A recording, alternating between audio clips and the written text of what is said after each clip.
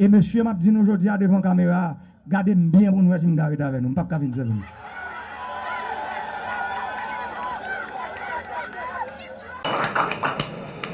Merci, asseyez-vous.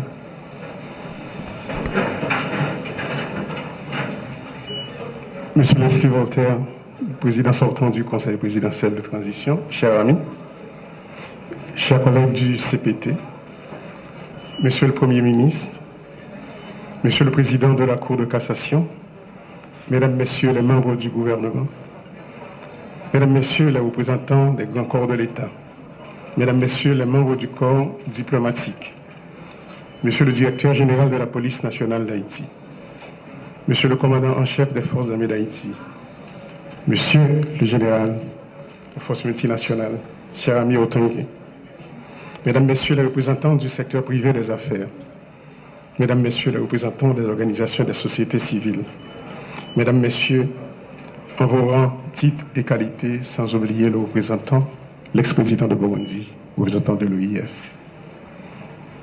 Peuple haïtien, dans 10 départements et dans la diaspora, nous sommes tous amis. Bonjour tout le monde. Aujourd'hui, le moment est venu pour moi de prendre le relais pour assurer la coordination du Conseil présidentiel de transition. Permettez-moi d'abord de reconnaître et de saluer les efforts de ceux qui m'ont précédé à ce poste. Cher ami Gardi, cher ami Leslie, merci. Je salue également les organisations signataires de l'accord de Montana qui ont placé leur confiance en moi pour les représenter au sein du Conseil présidentiel de transition. Le chemin est ardu et rempli d'embûches, mais nous nous attelons à la tâche. Cette passation aujourd'hui revêt un caractère symbolique, mais combien important, parce qu'elle démontre notre engagement envers l'alternance. Le travail doit se poursuivre. Il s'articule bien entendu autour des axes fondamentaux de la transition. La question sécuritaire, la gouvernance, le redressement économique et les élections.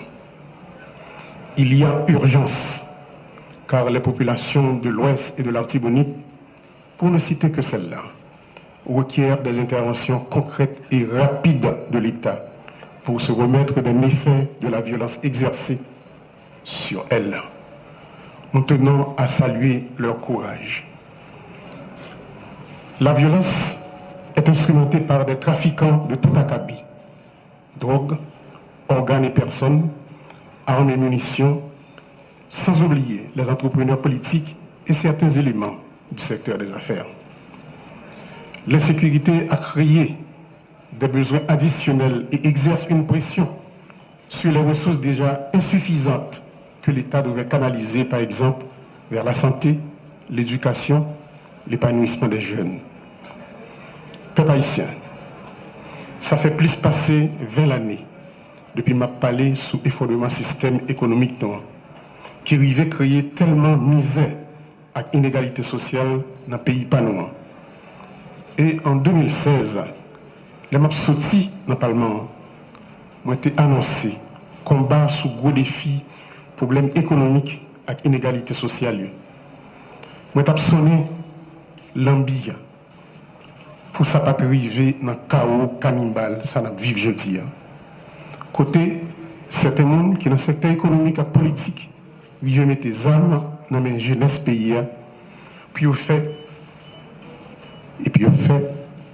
ça ils connaissent, pour détruire la vie avec bien, pour ces actions et traîner nous dans la honte ça que nous vivons jeudi.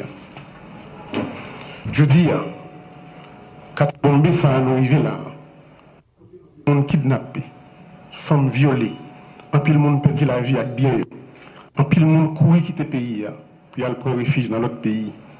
Ces conséquences violentes. Et sans travail, en faisant cette. Comme ça, la vie dans le pays. Il faut qu'il y ait un bon jeune de vérité qu'on a pays d'Haïti.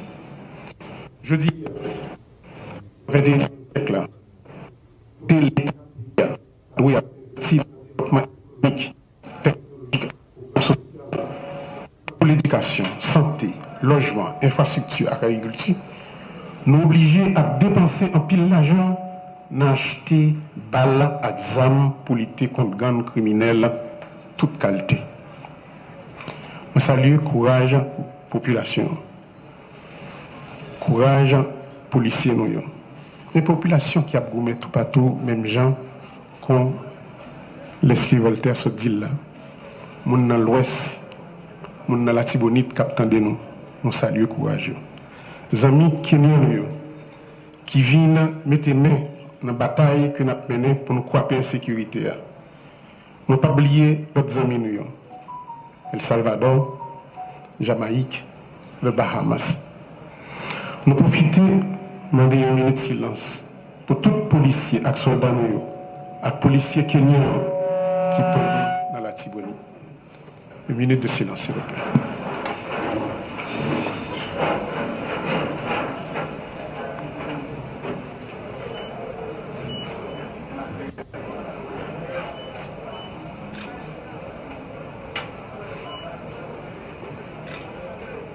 Merci beaucoup.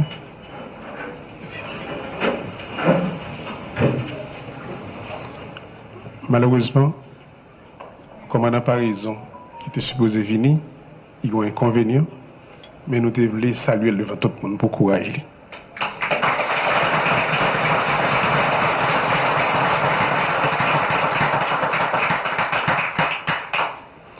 Notre pays est en guerre aujourd'hui.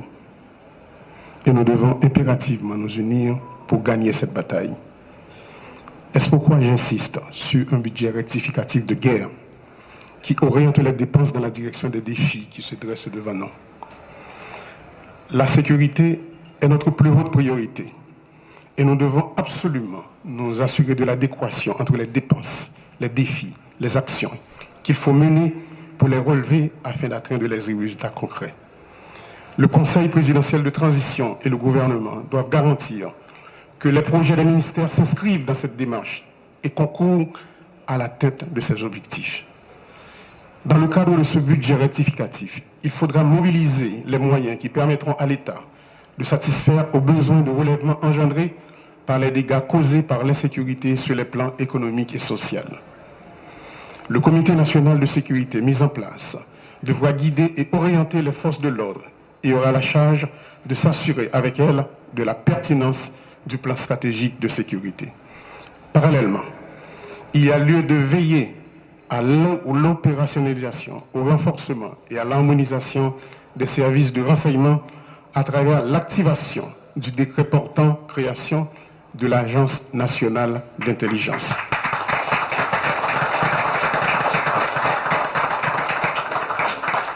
Sans un effectif adéquat, les forces de l'ordre ne seront pas en mesure de mettre fin à l'insécurité. Fort de ce constat, cette année même, plus de 3000 recrues seront formés pour combler le déficit en nombre de troupes sur le terrain, au niveau de la police et au niveau des forces armées d'Haïti.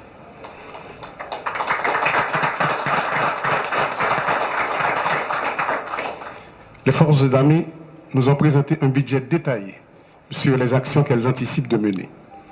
Monsieur le Premier ministre, le ministère de l'économie et des finances et celui de la planification doivent s'assurer de l'exécution effective de ce budget. Nous ne sommes pas en temps normal, il faut agir dans l'urgence pour éradiquer la violence. Il me plaît de vous informer qu'un protocole d'accord sera signé entre les forces armées d'Haïti et l'Agence nationale des aires protégées pour la mobilisation des agents des aires protégées dans la guerre contre les gangs armés. De plus, les démarches sont en cours pour un support aérien et maritime de façon à mieux protéger nos frontières maritimes et terrestres. Il est important de développer le respect de la lutte contre l'insécurité. Les enfants impliqués dans les gangs armés, l'État devra prendre les mesures afin de prévenir et empêcher l'enrôlement des enfants qui deviennent des gangs armés. De plus, il faut renforcer la Commission nationale de désarmement, de démantèlement et de réinsertion, comme d'ailleurs le souhaite le Premier ministre Alexis Dié-Fils-Aimé. Le déficit de gouvernance de l'État est l'un des points essentiels auxquels il faut s'attaquer. Il produit un effet néfaste sur la crédibilité de l'État auprès de la population, dans la mesure où il ne coïncide point avec l'établissement d'un terrain de jeu égal pour tous dans un contexte de capture de l'État par certains groupes. En résultent les dysfonctionnements que nous observons. Je crois fermement au rôle que doit jouer l'accès à l'information dans la promotion de la bonne gouvernance. Des mesures concrètes seront initiées pour la mise en place d'un système d'information ouvert au public sur les actions des différentes institutions de l'administration publique. L'appui aux institutions de surveillance, ULCC, CSCCA, CNMP, entre autres, sera maintenu. Par ailleurs, on a annoncé à la population que gagner des téléphones, un centre d'appel que Konatel pour le mettre sous pied. Côté que pour gagner un téléphone dédié pour la DGI, un pour l'immigration et un autre pour la douane. Si un client il sentit pour une raison pour un autre, il y a des abus qui a fait et il y a des magouilles qui a fait, téléphone ça a servi comme un téléphone d'alerte.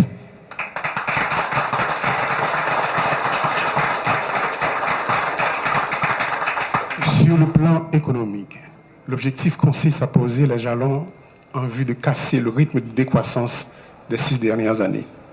Pour cela, il faut soutenir la production nationale et stimuler tant la consommation que l'investissement en favorisant une approche régionale. La poursuite de pareils objectifs suppose d'abord la mobilisation des ressources domestiques.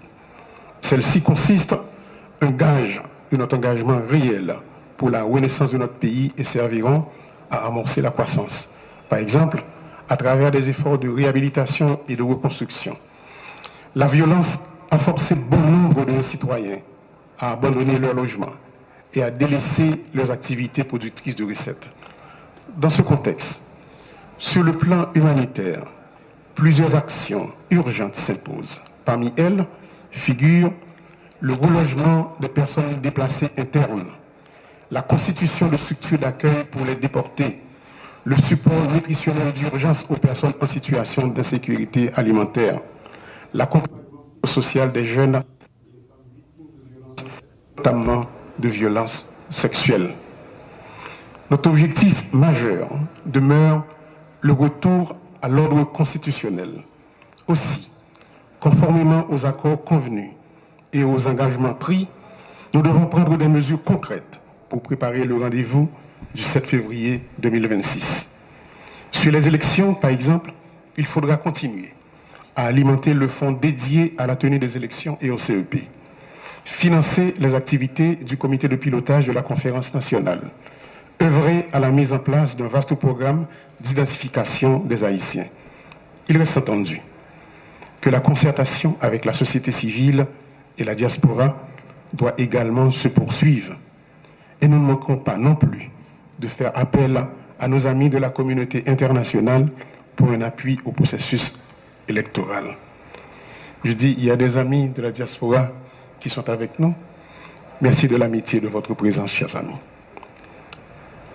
Chers concitoyens, ma passion population que nous sentons douleur, souffrance, désespoir, monde qui perd famille, caille, travail, famille qui subit viol. Nous avons gourmé pour mettre fin dans ça et pour nous accompagner. Mais baisser bien bas, nous saluer et honorer résistance héroïque, monde qui empêche le pays à effondrer. Producteurs paysans, Madame Sarah, artisans, chefs d'entreprise honnêtes, fonctionnaires d'État, policiers et militaires honnêtes, organisations sous quartier. Je vais profiter pour inviter tout le monde pour nous entrer dans la bataille contre la sécurité. Il n'y a plus de place pour les divisions. Il faut s'unir pour gagner la lutte contre l'insécurité. Au nom du Conseil présidentiel de transition, je renouvelle mon engagement pour établir la paix. Nous devons redonner l'espoir et jeter les bases d'un avenir de stabilité, d'équité et de prospérité partagée pour tous les fils et toutes les filles d'Haïti. Merci beaucoup.